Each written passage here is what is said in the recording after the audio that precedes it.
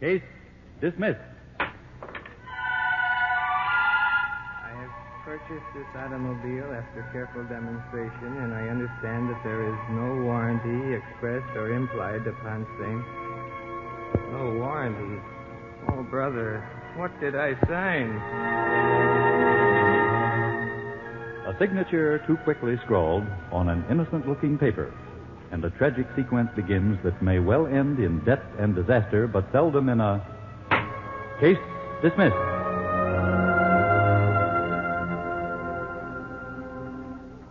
WMAQ, in cooperation with the Chicago Bar Association, presents Case Dismissed.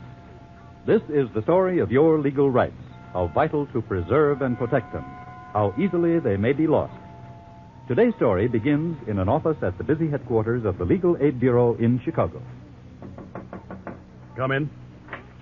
Mr. Donnelly? Yes, sir. You're... Carl Bolton, sir. Oh, yes. Come in, won't you? Yes, sir. Sit down, Mr. Bolton. Thanks very much. Now then. I'm in trouble, Mr. Donnelly. Pretty bad trouble.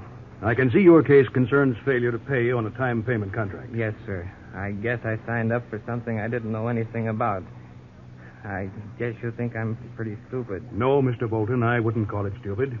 It happens to be a pretty common human failing, if our legal aid figures mean anything. We get over 100 people a month with problems like yours. Unfortunately, most of these people seek our help after it's too late to save them great expense. I've got a hunch that's my situation. Well, Mr. Bolton, the facts in each case may change the application of the law, so I can't say about that until I hear the full story. Oh, well, sir, it all started just about a month ago. I'd been out of the Army about a year, and I took a job as a guard at the Valley State Bank daytime while taking a mechanics course at night school. My girl, Miss Rita McConnell, that is, we're hoping to get married as soon as possible, and the two of us have put away $350 as a kind of a nest egg. Well, one afternoon, just about closing time at the bank, I got a phone call from an old Army buddy, a fellow named Bob Willison. Carl, I figured maybe you'd just soon earn a little extra dough. I didn't know. Well, Bob, you've got the right boy, all right.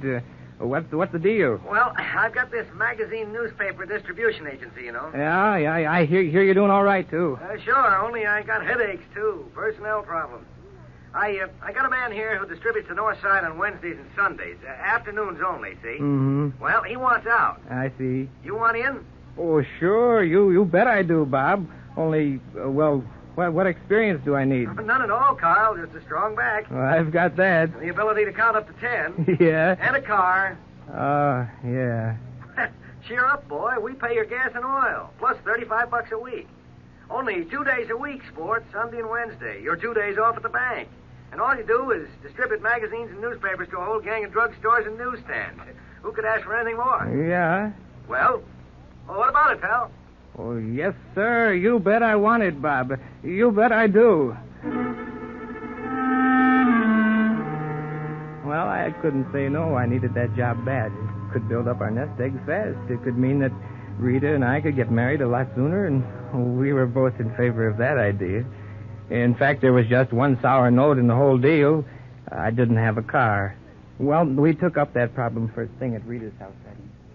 Carl, this is wonderful news, the very best. But where can you get a car?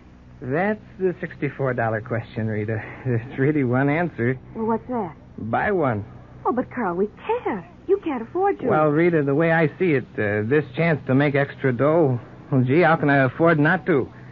I can run the car payments out to 24 months, I imagine. Well, I imagine you could, too, dear, but there's a little thing called the down payment. You don't have another car to trade in. What would you use? Well, there's our $64 question again, honey. Only this time it's our $350 nest egg. Oh, Carl, not that. Now, look, Rita, I don't like the idea any better than you do, but, well, we just don't have any other choice. Look, honey, if you don't want to risk our $350, just say so. After all, it's your money as much as Carl, it is... don't say it. Well... Not unless you mean it. Well, I don't, I guess.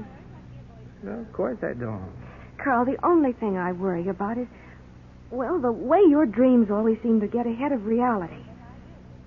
But then, that's also one of the reasons why I love you. Darling, use the money. The next day was Sunday. Rita and I spent the whole day touring Automobile Row, the used car division, that is. And by late afternoon, it seemed as if we'd personally inspected everything Detroit had turned out since 1900. All we had for our troubles were 3 decisions.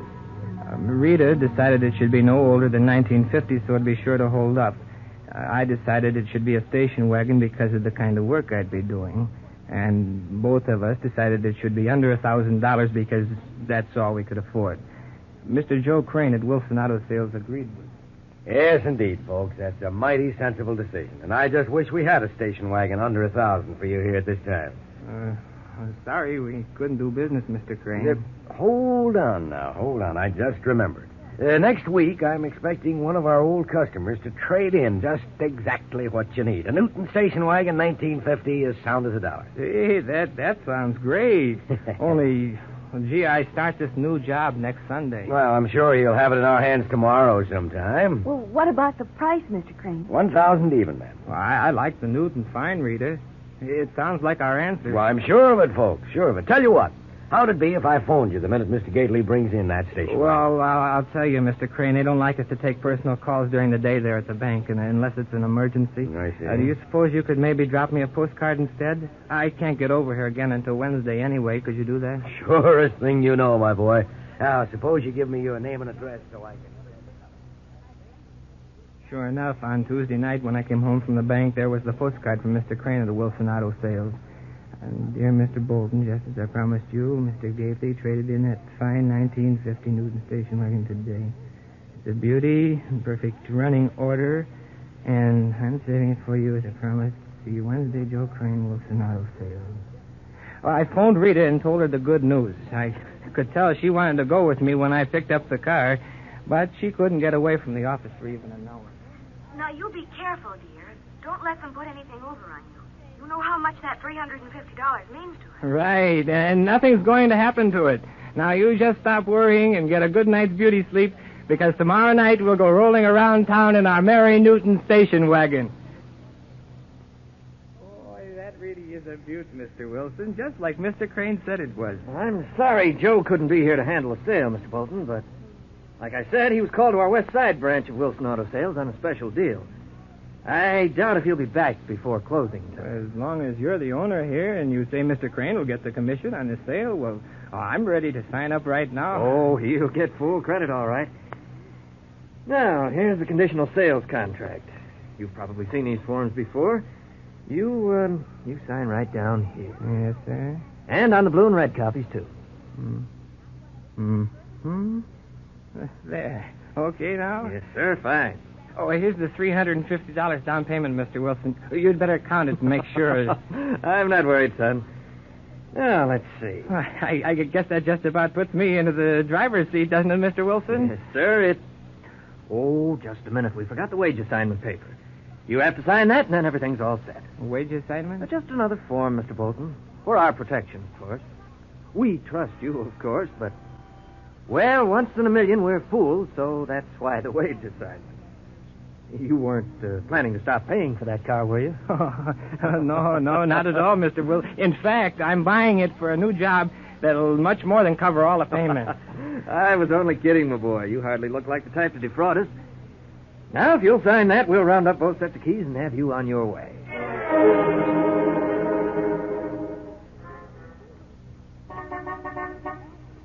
Madam, your chariot awaits without. I guess I'm supposed to say without what? And I say without nothing. This little boat, ma'am, has everything. Sounds like idle boasting to me, young man. How about some proof? Exactly what I had in mind, fair lady. Step inside, please. Thank you very much. Note the firm, solid sound of the door latch, ma'am. I'd like to hear the firm, solid sound of the motor starting, young man. No sooner said than done. Now where to, honey? Well, young man, how far do you think this beautiful station wagon will take us? Rita, honey, this little wagon is going to help speed us all the way to Honeymoon Lane.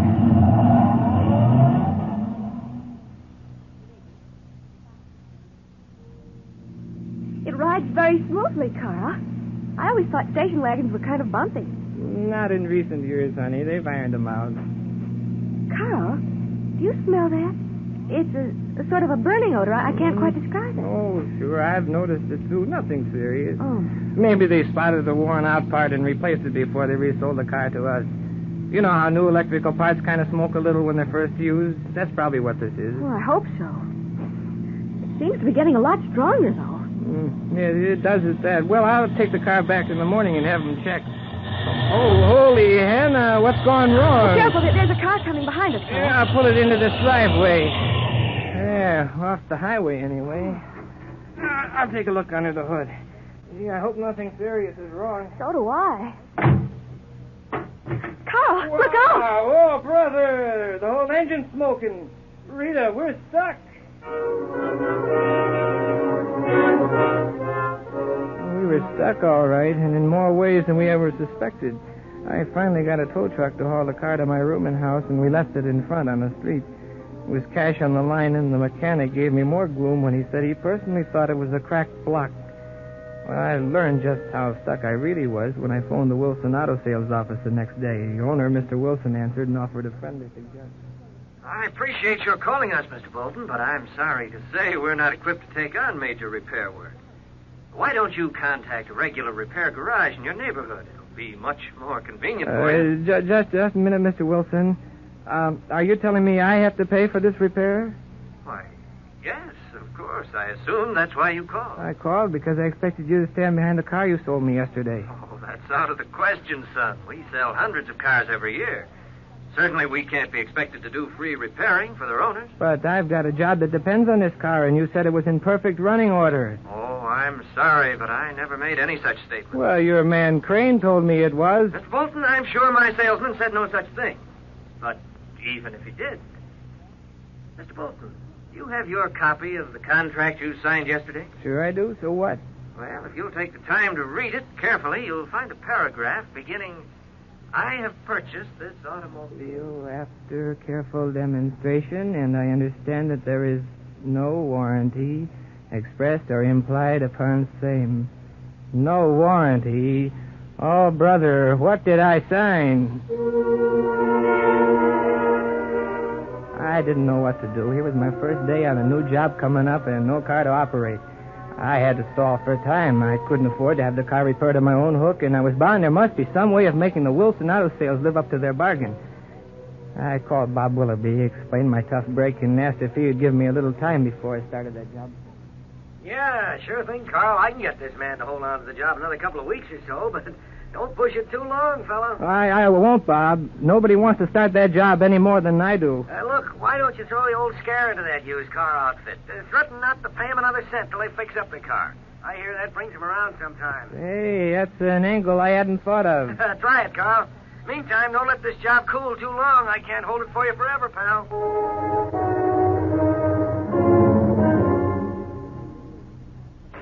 Oh, Carl, did you have any luck? Luck? Honey, I'm lucky. But only because I'm in one piece. It practically threw me off the used car lot. Oh, darling. When are you going to give up and be sensible? Not as long as they've got our $350 and I've got a useless car. You know what they tried to hand me today? No. I told them I wouldn't pay a nickel on that car until they hauled it away and put it in first-class shape. You know what the nerve they had to say? They said it didn't make any difference to them if I didn't pay because they've already sold a contract to a finance company. You suppose they did? No, how could they? I signed papers with them, not a finance company. Just a dodge. They think it'll scare me. Well, I almost wish it would. Hmm? I wish it would scare you into calling a lawyer and finding out exactly where we stand. Lawyers cost money and we've spent enough already. But it may not be the end, Carl. It may cost us a great deal more if we don't use our heads. I've made up my mind, Rita. Nobody's going to put one over on me. I'm sticking this out. Wait till the first monthly payment doesn't show up. Who will be crying then? A month later, I learned the answer to that one, too. First, it was a letter from the Good Neighbor Finance Company. Dear Mr. Bolton, we wish to remind you that your monthly payment of $45 due on January 15th has not been received by this office. If you have already sent your payment, please overlook this notice. And then another letter. Apparently an oversight on your part. We would appreciate your payment in full by return mail. And another. Unless payment is made immediately, we will be forced to place this matter in the hands of our... And all along, I felt sure this was just a deal between the Wilson Auto Sales and a phony finance concern to keep the used car boys from having to repair my car. I believed that until one afternoon at the bank. Carl Bolton. Carl, there's a phone call for you. For me? A phone call? Holy Hannah, Miss Sterling, I thought you wouldn't take calls unless... Is it an emergency? It certainly is, young man. It's your good neighbor finance company. Oh, no. Hello? Is this Mr. Carl Bolton? Yes, sir. Well, this is R.V. Perkins of the Good Neighbor Finance Company. I have a complaint Look, here that you... Mr. Perkins. I wonder if you'd please explain your failure to make your January payment of $45 on your own. Okay. You asked for it. My failure to pay is because of your failure to make good on that car. You fix it up, I'll start paying. My dear sir, you are badly confused. We are under no obligation to make repairs on your car. You want a garage. We happen to be a financial institution. When can we expect payment? When you know what freezes over, Mr. Perkins. What's that? Oh, whenever you stop trying to scare me and get those Wilson Auto Sales friends of yours to come over and get my car and fix it. They'll find it on the street right in front of my rooming house. Oh, really, Mr. Bolton? Yes, really, Mr. Perkins. No fix, no pay. That's final. You got that? Yes, indeed I have. That's final.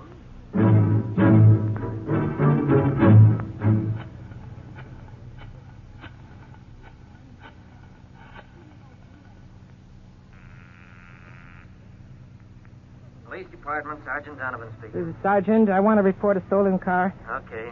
The last night, my car was right out in front of the house. This morning, I got up early to go to work. It's gone. Now, wait a minute.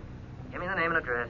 Carl Bolton, 2022 Dayton Street. Hold it. Oh, yeah. Mr. Bolton, your car wasn't stolen. Not stolen? No, sir. We received a report on that last night. Report? What kind of a report? Your car's been repossessed, Mr. Bolton. You better talk to your finance company.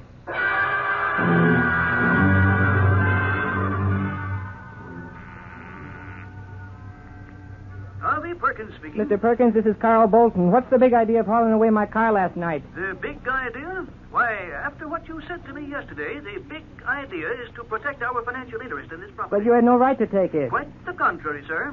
If you will reread your contract, you'll discover it's plainly stated that failure to pay any installment gives us the right to repossess your car. Okay, if that's the way you do it, how about returning my down payment? We'll just call the whole deal off. I'm sorry, but that is a matter strictly between you and the company from which you bought the automobile. And I think I should remind you that the whole deal is not off, as you say. You still owe us the balance due on the car of $950. That's a $650 balance on the purchase price, plus $300 for insurance and finance charge. Of course, if we resell the car, you'll only have to pay the difference. Look, Mr. Perkins, I don't know where you boys are getting all your facts, but I know something's wrong here. Somebody's abusing my rights, that I'm sure. And I'll tell you this much. Until I get that car back in running order, I can't earn any extra money. And until I do earn extra money, you've got a fat chance of collecting anything from me. Well, I went to my job at the bank still shaking. All morning long, I tried to figure out what had happened and how I could get out of this terrible situation. At noon, I slipped out and called Bob Willardly. I asked him to give me just a couple more weeks' extension on that job, but he told me the other fellow absolutely refused to work another day. So that was it. And I was at the bottom of everything now. Nothing left of the bright dreams we had a month before. I figured nothing more could hurt me now, but I was wrong. Carl Bolton. You wanted me, Miss Sterling? Mr. Fielding wants to speak to you right away, Carl. Mr. Fielding? Okay. Mr. Fielding? Yes, come in, Bolton, come in. You wanted to see me, sir? Yes, I did, Bolton. Matter of extreme importance. I've been notified that you are in arrears with some finance company. Is that true? Yes, sir, but that's not all. No matter. Very embarrassing position for an employee of a bank. Now, this wage assignment... Wage assignment? Yes, you signed it, you know. Takes 25% of your wages every payday. 25%? Why, I can't... Yes, I know. Nasty thing, wage assignment. Calls for letting several previous employees go. Well, does this mean I'm fired, sir? No, not yet. Willing to give you some time to clean up this mess. You will? Yes. How much time, Mr. Fielding? 2 weeks.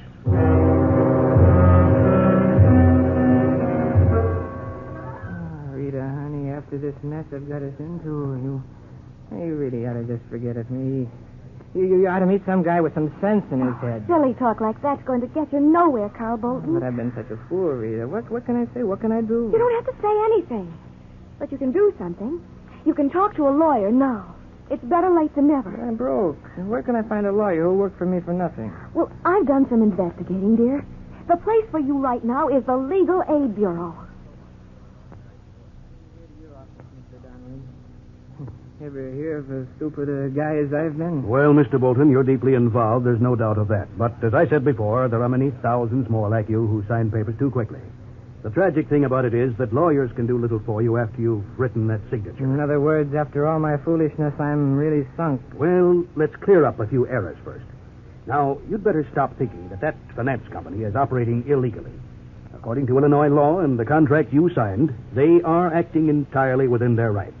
One missed payment and they can take back your car, or furniture, or refrigerator, or whatever it might be. The conditional sales contract you signed permits them to resell the article and force you to pay the difference between that and the original price. But can a used car company just turn around and sell their contract to any old finance company they want to? Yes, Mr. Bolton. And the finance company then is not at all responsible for any defects or discrepancies that you may find in the article you buy. It sure doesn't seem fair. Well, I guess it's my fault for ever signing a contract like that. Yes, it is, Mr. Bolton. You had every right to fully inspect the car, too.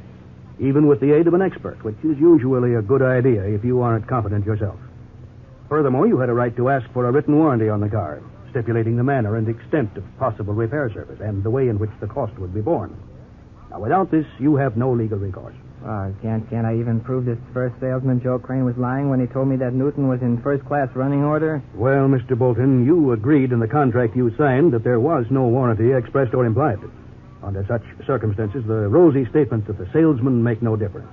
Unless they amount to fraud. Let me tell you, fraud is mighty hard to prove. In other words, I'm beyond help. Not entirely, if we're fortunate. Now, you happen to possess a bit of evidence not usually found in these cases. I mean, the postcard this Joe Crane mailed to you. Yes, sir. I have it right here in my pocket, Mr. Donnelly. Had you thought to show it to the owner of the used car company, this Mr. Wilson? No, I never thought of it. Besides, he got so mad he wouldn't even listen to me. I suggest we beard the lion in his den, Mr. Bolton. If the Wilson Auto Sales is a racket operation, this postcard may not be strong enough to do the trick.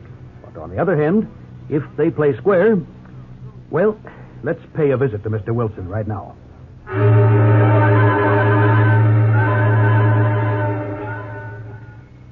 Donnelly, I've had enough trouble with this sorehead Bolton. He signed legal contracts, took his car, got into trouble with it, and that's it. I can't help it. But he claims your salesman, Mr. Crane, previously claimed this car would be in perfect running order. That's what the young fellow says, but frankly, I don't believe it. No warranty was expressed or implied, and Bolton signed to that effect, and you know we're in the right, Donnelly. Normally, yes, Mr. Wilson. But I have here a photostat of a postcard that your salesman wrote to Mr. Bolton and signed. Now, here, read it. Mr. Bolton, just as I promised you, Mr. Gately traded in fine 1950 Newton station wagon. Beauty, perfect running order. Saving it for you, Joe Crane, Wilson Auto Sales. Oh.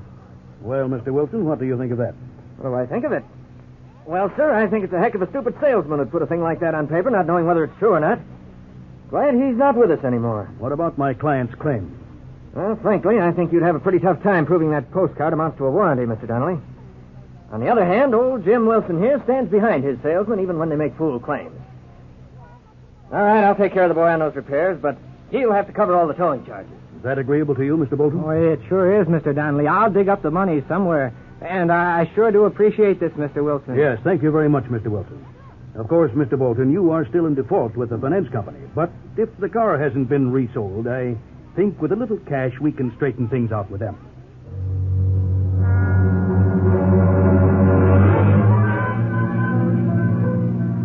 Just listen to our Newton fur reader. Some car, honey. Now, you be careful, Carl. The last time we were flattering this Wow, don't even mention it. That was the start of Madman Bolton's downfall. Never again. I've learned my lesson. It was pretty nice of Bob Willoughby to advance you the money to square things with a finance company. Yeah, it sure was, honey. But you know, getting real serious about that mess, I came away with something a good deal more important than money.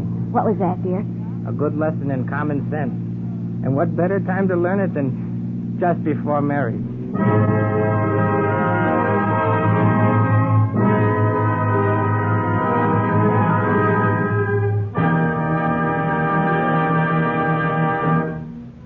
Here to summarize today's case dismissed is your counselor, Dean John C. Fitzgerald of the Loyola University Law School.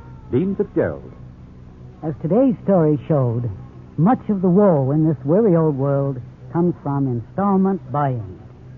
There are many legal papers involved in such a transaction. and 9 out of 10 people neglect to read them thoroughly. Before signing, you would do well to remember that the laws of Illinois lean heavily in favor of the seller or the finance company taking the risk of extending credit to the buyer. For example, did you know that there is no law in Illinois fixing the maximum finance charge for installment purchases? How do you protect yourself against the danger of exorbitant finance charges? These and many other helpful legal facts to be considered when you make an installment purchase may be found in the Chicago Bar Association's free folder entitled, What Can Happen When You Buy on Time. You may have your copy by writing the Chicago Bar Association, 29 South LaSalle Street, Chicago.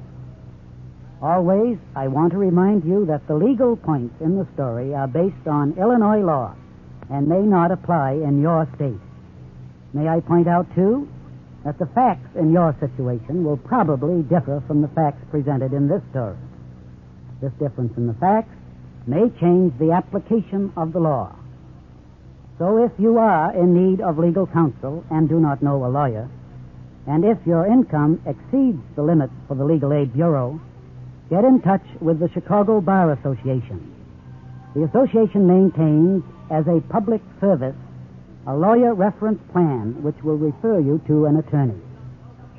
Next week, WMAQ and the Chicago Bar Association will look behind the scenes of adoption on Case Dismissed. Until then, this is your counselor, Dean John C. Fitzgerald, wishing for each of you a good night, good luck, and good Lord. Case dismissed.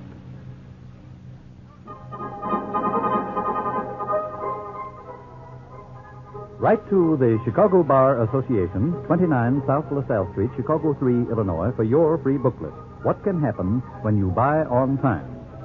Case Dismissed is written by Robert Carmen and is based on information supplied by the Chicago Bar Association and its lawyer members. All characters are fictitious. Any resemblance to any person living or dead is purely coincidental.